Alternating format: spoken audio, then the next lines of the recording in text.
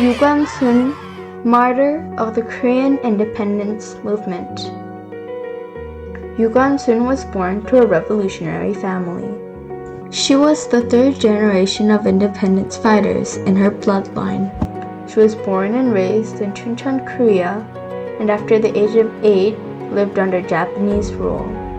She also attended Ewa Women's College, which was the first women's college in Korea, founded by English missionaries. Gwan was educated, and despite living most of her life under Japanese rule, she knew she wanted to live in an independent Korea. Preceding the 3일 March, or the First March, Korea had been under Japanese colonization for almost an entire decade. Activists wrote the Declaration of Independence and distributed over 21,000 copies.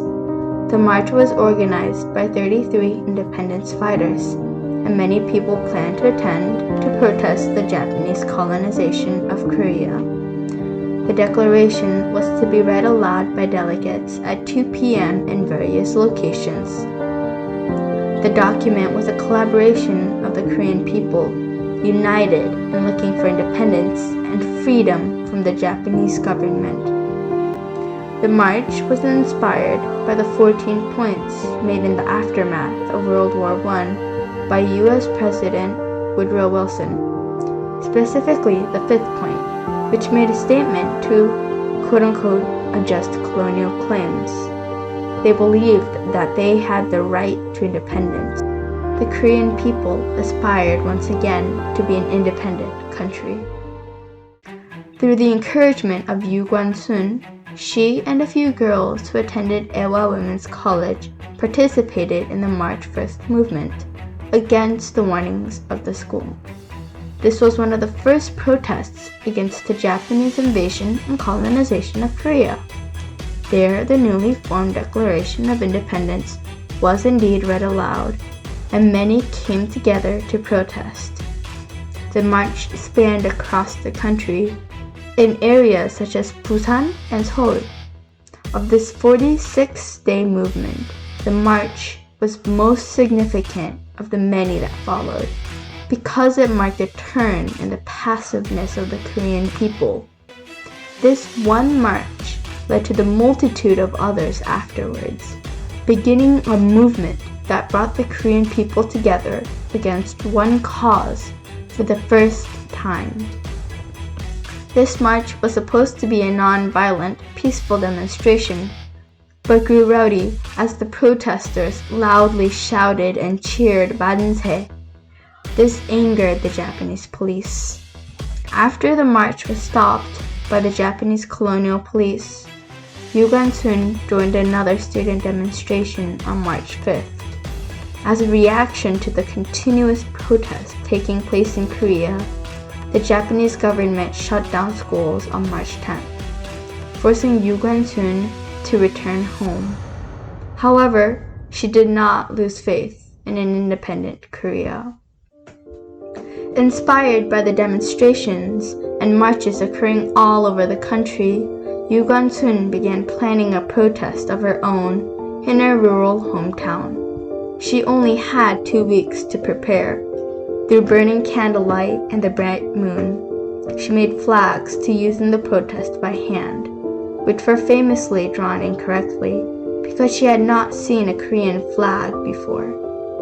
She also gathered like-minded people and encouraged them to protest with her.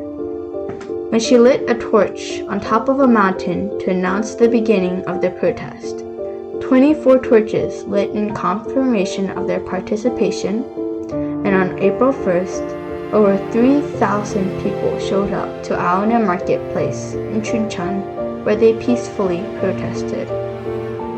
They loudly shouted "만세," which means "Long live Korea."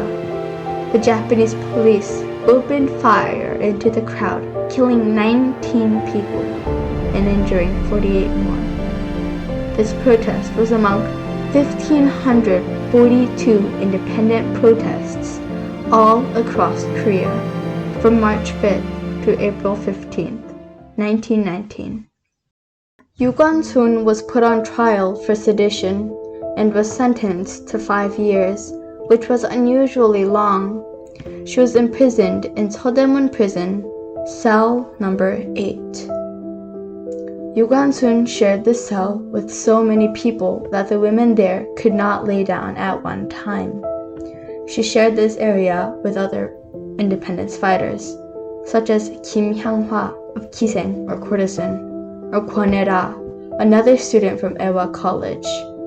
Yu Gwan-sun was one of these numerous courageous women who shouted for independence. These other women also led independence efforts and fought for their country. Throughout her time in prison, she did not lose hope and persevered through the torture and pain inflicted on her.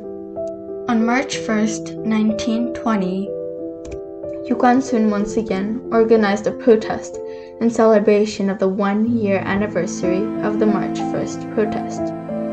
After being discovered that Yu Gwan-sun was the inciter of the rally, they sent her to isolation, where she would have very little to no contact with anyone at all. She continued to endure torture at the hands of the sadistic Japanese police. Yu Gwan-sun eventually passes away without ever being able to see her dream of an independent Korea come true. Even so, the Japanese did not give up her body for 2 weeks. They eventually handed the body to the then principal of Ewa College, who then buried her at a public cemetery in Itaewon. However, the cemetery was later moved due to Japan's urban planning, and Yu Gwan-sun's body was lost forever. To this day, Koreans do not know where Yu Gwan-sun's body rests, so they pay their respects to the independence fighter at her memorial shrine located in her hometown, Chuncheon. Located in the same area, there is also a statue to venerate the young woman, as well as a beacon fire site, where she had lit a torch to signify the beginning of the Alnem March protest. Yu Gwan-sun's protest did not bring independence to Korea. In fact, it took another 26 years till Korea gained their independence. However, Korea still celebrates the March 1st, 1919 movement, making it a national holiday, as well as celebrating Yu Gwan-sun. As said by Dr. Guy Podler, Department Chair of Asian Studies in the University of Haifa in Israel, it was the first time the Korean people rose as a nation to demand independence. Yu Gwan-sun, as well as the other independence fighters, brought the nation together for the first time, forging a path to independence. To this day, Korea continues to celebrate Yu Gwan-sun's bravery and courage, calling her Yu Gwan-sun Yeolsa, which translates to Yu Gwan-sun Martyr in English. Her story is representative of many Korean independence fighters that are often not talked about, even in Korea.